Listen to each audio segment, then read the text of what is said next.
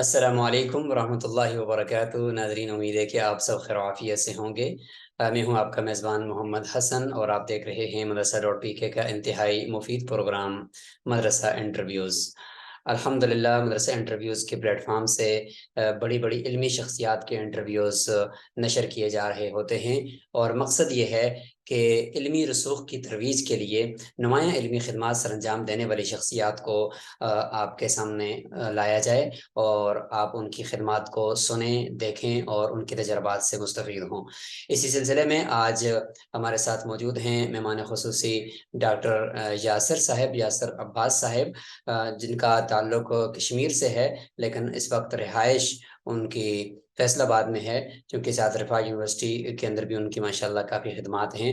तो हम चलते हैं डॉक्टर यासिर अब्बास साहब की तरफ। अस्सलामु अलैकुम वरहमतुल्लाहि वबरकातुहू। वालेकुम अस्सलाम वरहमतुल्लाहि वबरकातुहू। डॉक्टर साहब, आपका बहुत शुक्रिया कि मसर.pk के लिए आप अपना कीमती वक्त दे रहे हैं। डॉक्टर साहब, सबसे पहले हम आपके ज़ाती तारुफ से शुरू करते हैं। कश्मीर आपके आबाई इलाके का नाम लिखा हुआ है आपने, तो कश्मीर में कितना वक्त गुजारा और फिर कश्मीर से फैसलाबाद कैसे मुंतकिल हुए? बिस्मिल्लाहिर्रहमानिर्रहीम। डॉक्टर साहब, पहले मैं आपका शुक्रिया अदा करता हूँ और आपकी पूरी टीम का शुक्रिया अदा करता हूँ कि आपने मुझे मौका दिया है चंद बातें आप इस बातों की नजर इस बातों की नजर करने का। मेरा तल्लक आज़ाद कश्मीर जिला पूंछ तहसील हजीरा से, और हमारा जो गांव है उस गांव का नाम बटल धर्मसाल के नाम से है।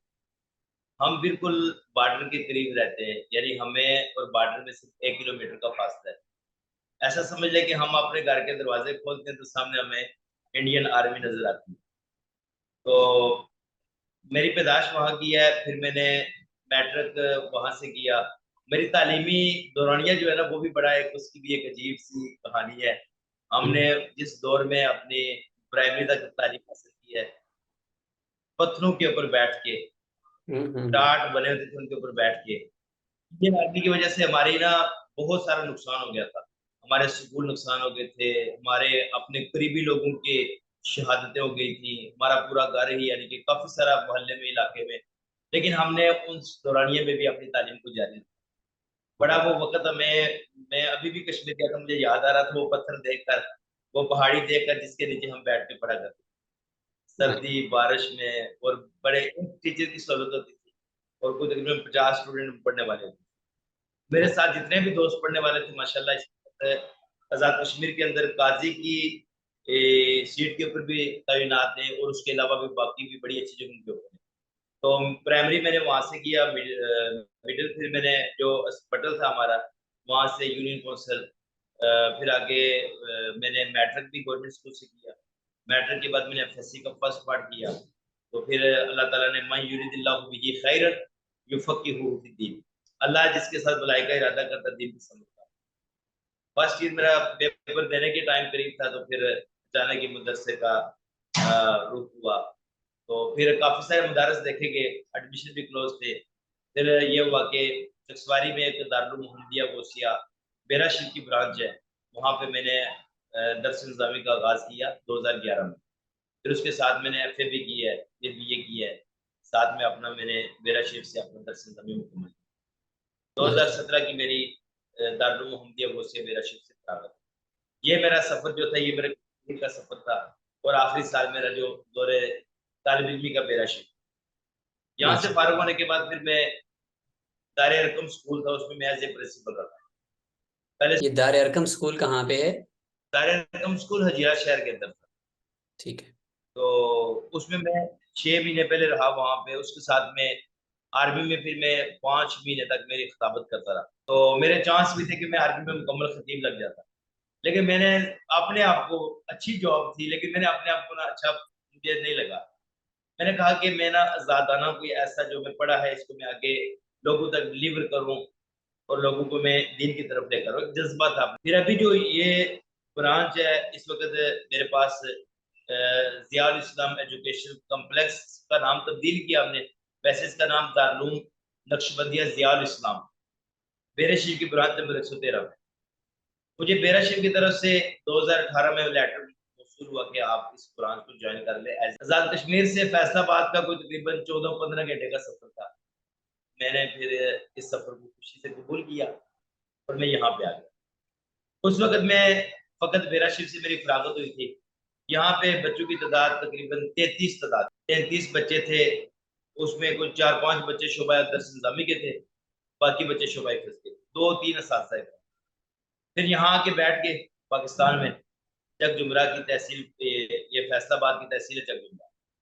फिर यहाँ से ये काम शुरू किया। 2018 में कोई इतनी खातिर कामयाबी नहीं हुई, तो तकरीबन बच्चे 40 बच्चे हुए, 7-8 बच्चों का हिसाब। फिर मुझे जामियातुल अज़हर मिस्र यूनिवर्सिटी में एक चांस मिला तालीम हासिल करने का। 3 मंथ का एक कोर्स है दौरा आइमा के नाम से।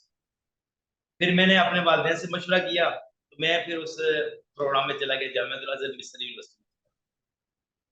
3 मंथ के अंदर, हाँ, तो वो जो 3 मंथ रहे थे ना, उनने ना मेरे ज़हन को बहुत वसी कर दिया। मुझे कहा कि मुश्किलात आती है, इंसान मुश्किलात होती है कामयाबी की तरफ। मिशन दिया उन्होंने कहा आप ऐसे अदारे बनाएं, आपका मदरसा ना हो, वो कॉलेज भी हो, वो यूनिवर्सिटी भी हो, वो आपका हॉस्पिटल भी अपना हो, आपका पार्क भी अपना हो, आप रसूलुल्लाह की उम्मत को फायदा पहुंचाओ। मैं वापस आया, तो मैंने फिर वापस आके यहाँ पे आओ नमाज पढ़े, साइकिल हासिल करें के नाम से एक स्कीम शुरू कर कि जो नमाज पढ़ेगा उसको हम साइकिल देंगे। अच्छा। अब मेरे पास नमाज पढ़ने वाले बच्चों की तादाद डॉक्टर साहब हो गई, इब्तदाई दूसरे दिन 115 तादाद हो गई। अच्छा। मैं मैंने फिर उन बच्चों की फाइलें बनाई, प्रिंट किए, हाजिरी रखी। उन बच्चों को सफ़ों में मैं तरतीब देता, उनको मैं दिन रात मेहनत करता बच्चों को। आप यकीन करें, रोजे की हालत में मैं नमाज फजर से लेकर नमाज इशा से लेकर तरावी तक, मैं रात तक मुझे ना कभी-कभी ऐसा महसूस होता था कि मैं मतलब अपनी ताकत से भी ज़्यादा काम कर रहा हूँ। ऐसा कभी-कभी फ़ील होता था। मैं थक जाता था बहुत ज़्यादा। रमज़ान का महीना था। फिर मैंने बच्चों को तैयार किया। 115 बच्चों को मैंने 2,74,000 रुपया उनके ऊपर मैंने खर्च किया। ओह, क्या बात है। बच्चों माशा। को अच्छा, फिर इसका फ़ायदा देखें, 27वीं रात को प्रोग्राम किया। ईद के बाद मेरे पास 50 दाखिले हो गए। अच्छा। ये जो बच्चे साइकिल वाले थे। अब मेरे पास ना एक मदरसे की रौनक बढ़ गई। मैंने 40 बच्चों से डायरेक्ट 50 बच्चों को कैप्चर किया। मेरे पास तादाद तकरीबन ऑलमोस्ट 100 के करीब हो गई मेरे पास। मेरे पास अब एक पिच बन गई। मुझे साथ ही असातिज़ा हायर करने पड़े, और फिर असातिज़ा के साथ मुझे बिल्डिंग को अच्छा पॉलिश करना था। घूम के हम टाइलें तलाश करते, रंग तलाश करते, कौन से किस तरह करना है, अदारे को कैसे बेहतर करना। और अल्लाह ताला के फज़्ल व करम से फिर डॉक्टर साहब हमने सारे को लेके चले। फिर दरस निज़ामी का शोबा का हमारा अपना इल्हाक नहीं था मदरसे के साथ, बेराशिद के साथ। फिर इल्हाक किया, फिर यहाँ 250 बच्चे पढ़ने वाले और बच्चा नादरा पढ़ने वाला है। माशा। तादाद कितनी है, एक दफा तो फिर फिर बताइएगा। इसके साथ एक और बड़ी दिल, इस वक्त मेरे पास डॉक्टर साहब 250 तादाद है माशाल्लाह। और 14 असातिज़ा काम। माशाल्लाह। माशाल्लाह। और फिर डॉक्टर रिजवान महमूद आपके माशाल्लाह बड़े अच्छे दोस्त भी है, जानने वाले भी। उनसे मेरी वाबस्तगी रही। डॉक्टर साहब ने मुझे अपना आगे अपनी तालीम को जारी रखी। एक जज्बा पैदा हुआ। फिर मैंने साथी दौरे तालिब इल्मी से मेरी इंटरेस्टिंग थी जो फ़िक़्ह और उसूल फ़िक़्ह के अंदर, मुझे उसूल बहुत ज़्यादा पसंद। तो फिर 2018 में मैंने 2019 में मैंने एमफिल शुरू किया अपना रिफा इंटरनेशनल यूनिवर्सिटी।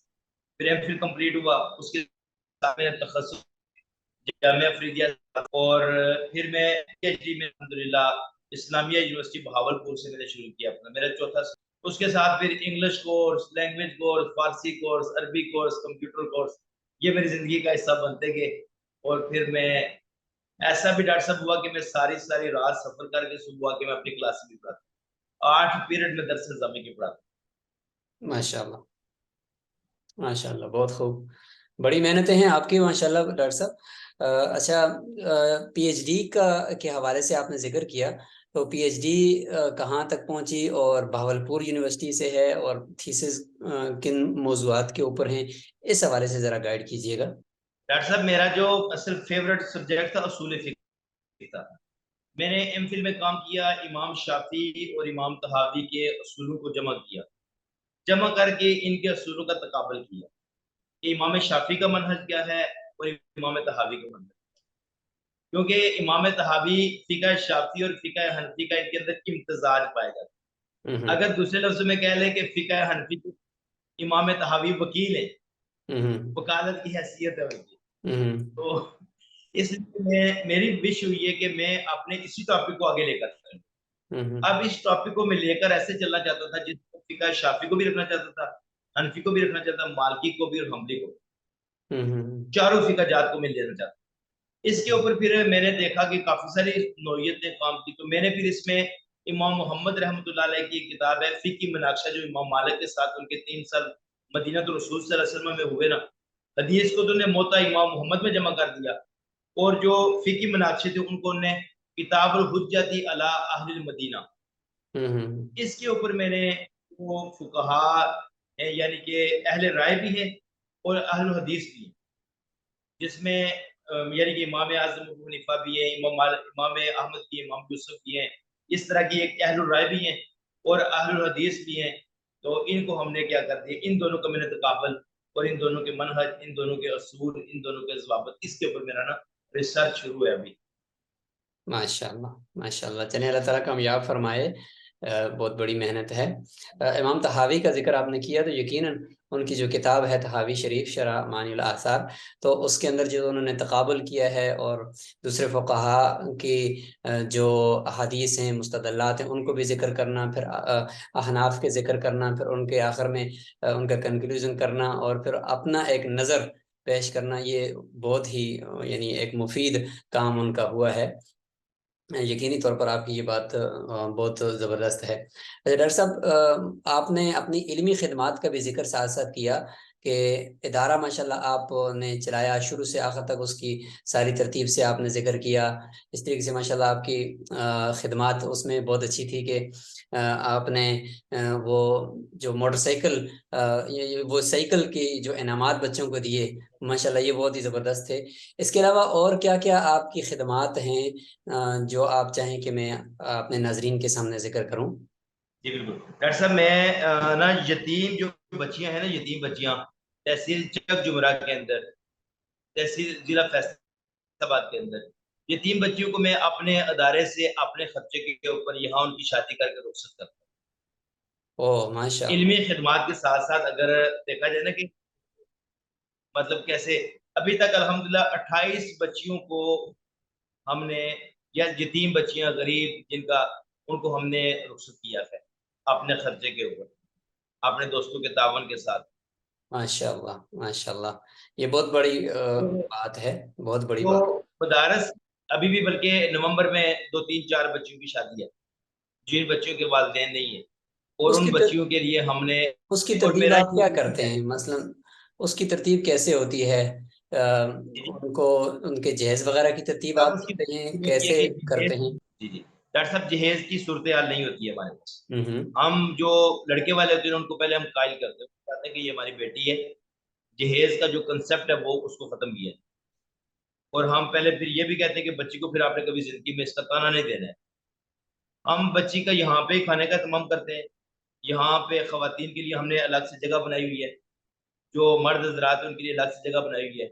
निकाह हम पढ़ाते हैं, निकाह की फीस भी नहीं लेते, ठीक है। वो भी हम फीस सबिलिल्लाह हम उनको, फिर यहाँ से ही हम जितने भी बंदे होते हैं, लड़के वाले लड़की वाले, उनसे बुलाते हैं, ऑफिस में बुला के पूछते हैं कि आप बच्चे वालों की तरफ से कितने बंदे होंगे और बच्ची वालों की तरफ से कितने होंगे। फिर हमारे अदारे की एक टीम बनी हुई है, पूरी बच्चे हैं जो उनको मुकम्मल तौर के ऊपर खाना वगैरह हर चीज़ वहाँ पे मुहैया करते हैं। हमने अपना बावर्ची रखा हुआ है जो मतलब खाना तैयार करता है उनके लिए। एक समझ लें कि ये भी एक इल्मी खिदमात में से भी एक बहुत बड़ी खिदमत है, माशरे की ज़रूरत है। ये रिफ़ाई खिदमात हैं आपकी और बहुत ही बड़ी खिदमत है माशाल्लाह, अल्लाह ताला कबूल फरमाए। मुस्तकबिल के और क्या इरादे हैं, क्या विजन है आपकी, क्या प्लानिंग है? तो मतलब एक दो ना मदारस को मैंने सिर्फ दरस निज़ामी या शोबा हिफ्ज़ तक नहीं रखा हुआ। हम्म मेरे मदरसे में कंप्यूटर लैब भी है, बच्चों को हम कंप्यूटर सिखाते हैं। हम्म इंग्लिश ट्यूटर है, बच्चों को इंग्लिश लैंग्वेज सिखाते हम्म हैं। अरबी ट्यूटर है हमारे पास, हम उनको अरबी सिखाते हैं। हम्म बच्चों को हम सिंपल कुरान नहीं पढ़ाते, उनको हम तजवीद और किरात के साथ कुरान पाक। और उसके बाद मुस्तकबिल में अल्लाह के करम से मेरे साथ जो टीम है ना इस इदारे के मुतमी में दोस्त हैं हमारे, एक हाजी अब्दुल रहमान साहब हैं, मियाँ गुलाम मुर्तजा साहब हैं, हाफिज गुलाम मुस्तफा साहब हैं। ये तीन ना मेरी टीम के लोग हैं। डॉक्टर रिजवान साहब हैं। हमारा मिशन ये है कि हम अपने मदरसे को मदरसा ना रखें, इसको हम यूनिवर्सिटी की शक्ल हम दें। इसके लिए हमने कुछ जगह खरीद ली है। अभी कुछ ना एक 8 एकड़ की जगह है, उस जगह की अभी हमारी उनसे मतलब बात हो रही है कि हम ये जगह 8 एकड़ की खरीदना चाहते हैं यूनिवर्सिटी के लिए। माशाल्लाह माशाल्लाह। चलिए, अल्लाह ताला कबूल फरमाए, आपको नेक मकासद में कामयाब फरमाए। तो मदरसा डॉट पी के हवाले से आपने कब सुना और क्या कैसे आपको पता चला? और मदारस तरबियती वर्कशॉप्स का एक शोबा है, उस हवाले से आप अपने इदारे में वर्कशॉप रखवा रहे हैं नहीं रखवा रहे? जी डॉक्टर साहब, मैं ना एक आपको इसका जवाब देने से पहले मैं आपसे गुजारिश करूं। मैंने एमफिल किया, पीएचडी किया, फकत मैंने नहीं किया, मैंने अपने असातिज़ा को भी एमफिल में एडमिशन लेके। अच्छा। मेरे असातिज़ा इस वक्त एमफिल उनकी कंप्लीट हो रही। मैं जो माशाल्लाह। काबिल 3 बच्चे थे उनको मैंने सी लेके दिया। हम्म। हमारे पास एक अदारा है अल कुरान अकेडमी के नाम से। हम्म। अरशद अच्छी भाई उसके चेयरमैन है फैसलाबाद के अंदर। जितने भी हम्म। मदारस के लोग होते हैं ना, वो मदारस के लोग को एमफिल और पीएचडी और सीएसएस की स्कॉलरशिप देते हैं। मैंने माशाल्लाह। मदारस के बच्चों उन स्कॉलरशिप के साथ ऐड करा के, बच्चे इस वक्त मेरे सीएसएस भी कर रहे हैं। एक ना सामने बैनर भी लगा हुआ है, तो उसमें बच्चों के नाम लिखे जो बच्चे बीएस कर रहे हैं, सीएसएस कर रहे हैं, एमफिल कर रहे हैं, पीएचडी कर रहे हैं। और इसके साथ हमारे कुछ बच्चे जामिअतुल अज़हर मिस्र यूनिवर्सिटी के अंदर भी ज़ेर तालीम है माशाल्लाह। क्या बात है, क्या बात है, माशाल्लाह, बड़ी मेहनतें हैं। बहुत खूब। तो हमारा मकसद मिशन यही है कि हम अपने बच्चों को फकत वो मदारस तक ना रखें, बल्कि अपने बच्चों को यूनिवर्सिटी में लेकर जाएं, कॉलेजों में लेकर जाएं, इनको सीएसएस कराएं। कामयाबी अल्लाह देगा जब हम, ये नहीं कि मतलब हम एक जगह बैठ जाए, तो हम हिम्मत कोशिश करेंगे, अल्लाह ताला से दुआ करेंगे, अल्लाह हमें जरूर कामयाबी अता इंशाल्लाह इंशाल्लाह। बहुत शुक्रिया। मेरा आखिरी सवाल था मदरसा डॉट पी के करेगा। हवाले से। जी जी। तो इसके हवाले से एक हमारे ना दोस्त यहाँ पे आए हैं हमारे चक जुगरा में, रिफा में एमफिल कर रहे हैं, मोहम्मद एहतशाम अल अजरी। हम्म। एहतशाम अल अजरी साहब डॉक्टर रिजवान साहब के शागिर्द भी थे, मेरे दोस्त बन गए। उनसे मुलाकात हुई, उनने मुझे कहा जी कि आप लेक्चर देना चाहते हैं। मैंने कहा हाँ जी। उन्होंने कहा जी आप मदरसा डॉट पीके के ऊपर ना आप मतलब उस पर शामिल हो जाएं। मैंने वैसे मदरसा डॉट पीके की काफ़ी सारी तारीफात भी सुनी थी, और मुझे बहुत ज़्यादा, मैंने आपकी बड़ी वीडियो देखी है। मैंने जो आपकी वीडियो अपलोड हुई है ना, मैंने हर टॉपिक हर फन के ऊपर मैंने आपकी चेक किया वीडियो कि यहाँ पे कैसा काम हो रहा है। मुझे बहुत खुशी हुई, बहुत मुझे इस चीज़ से खुशी हुई है। और जब मुझे डॉक्टर साहब ने, श्याम भाई ने कहा जी कि आप अपने इंटरव्यू रिकॉर्ड कराएं, तो मैंने कहा जी ये मेरे लिए साबित की बात है। जो दीन का काम करना चाहते हैं ना, उसमें हम अपनी जो खिदमात है वो भी शामिल करेंगे, जिस हवाले से हमारी खिदमात होगी। हम बेलोस अपने खिदमात मदरसा डॉट पीके को देने के लिए तैयार हैं, हर लिहाज से हम तैयार हैं उनके लिए इंशाल्लाह। बहुत बहुत तो शुक्रिया जी। शाम अल साहब से मुझे हुआ था, इरशाम और मुझे अजहरी बहुत साहब अच्छा मदरसा जाना है। डॉट पी के में हमारे ट्रेनर हैं, और वो तंजीमुल मदारस के जितने भी वर्कशॉप्स हैं उनके वो सीनियर ट्रेनर हैं।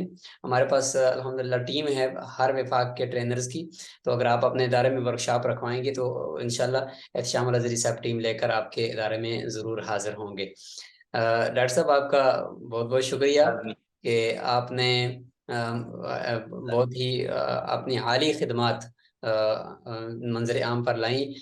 इनसे बहुत कुछ सीखने की ज़रूरत है, और इनको गोए के अपने अपने इदारों के ऊपर लागू करने की ज़रूरत है। बिलखुसूस जो आप बच्चों के निकाह की बात आपने की, इसी तरीके से आपने ये जो बच्चों को इनामात देने की, और अपने जो बच्चों को एमफिल पीएचडी के लेवल तक ले जाने की बात की, ये यकीनन बहुत बड़ी बड़ी खिदमात हैं। अल्लाह ताला इनको अपनी बारगाह में कबूल फरमाए। आपका बहुत शुक्रिया। आखिर में कोई पैगाम आप अपने जामियात अहले मदारस को देना चाहें? डॉक्टर साहब, मेरा तो जितने भी नाजरीन इस वीडियो को सुनेंगे देखेंगे, ये भी एक सदका जारिया है। मेरा ये पैगाम है कि दीन के साथ अगर हम इसके लिए शर्त यह है कि हमारा इखलास होना चाहिए। सबसे बुनियादी शर्त वो है खुलूस, लिल्लाहियत। दुनिया की रजा हुई तो मैं कसम उठा के कहता हूँ डॉक्टर साहब, हम कभी कामयाब ही नहीं हो सकते। अगर अल्लाह की रजा हमारे दिलों के अंदर शामिल हुई ना, हम पत्थर के ऊपर भी बैठ के ना मेरा रब वहां भी रौनक लगा दे। इंशाल्लाह। तो उसके लिए दूसरा यह है कि जो साथी कराम है ना, साथी कराम, वो सबसे पहले जो दीन है ना, अपनी जात के ऊपर नाफिज। हम्म। जब अपनी जात के ऊपर दीन नाफिज हो गया तो फिर रोए जमीन के ऊपर दीन नाफिज। तो इंशाल्लाह। दूसरा यह है कि जो भी हम ना मदारस जो है ना, मदारस इनको फकत मदारस ना रखें, बल्कि अपने बच्चों की सलाहियतों को हम निखारें हम्म। और इनको हम दुनिया के जिस शोबे में हमारे हुफाज उलमा की जरूरत है, उस शोबे में हम इनको लेकर जाने के लिए मामन बने। और हम जो भी काम करें ना, उस काम में हम इतनी मेहनत के साथ करें ताकि वो काम खुद बोले। एक है ना, बंदा काम करता है शोर डाले मैं ऐसा करता हूँ, बल्कि वो काम शोर डाल दे के वाकई यानी कि ये काम अच्छा हुआ है। माशाल्लाह। माशाल्लाह। बहुत बहुत शुक्रिया जी आपका, कि बहुत बेहतरीन पैगाम है कि मदारस को सिर्फ एक ही तालीम तक महदूद ना रखें, बल्कि उसके लिए तलबा को अपने दूसरी तालीम के अंदर भी और असली तालीम के अंदर भी उनको मौका दें। बहुत बहुत शुक्रिया। और इखलास और लिल्लाहियत तो हर एक काम के लिए ज़रूरी है। तो नाज़रीन, ये थे हमारे साथ मौजूद डॉक्टर यासिर साहिब, जिनका ताल्लुक़ कश्मीर से है और फैसलाबाद में माशाल्लाह एक बेहतरीन इदारा चला रहे हैं। और आपने देखा कि इनकी बड़ी बड़ी खिदमात हैं, तो इनसे इस्तिफ़ादा करने की ज़रूरत है। अल्लाह ताला हम सब को इनकी इन आली खिदमात से मुस्तफ़ीद होने की तौफ़ीक नसीब फ़रमाए। जज़ाकुमुल्लाह खैरा। मिलते हैं इंशाल्लाह एक अगले इंटरव्यू में। अस्सलामु अलैकुम व रहमतुल्लाहि व बरकातुहू।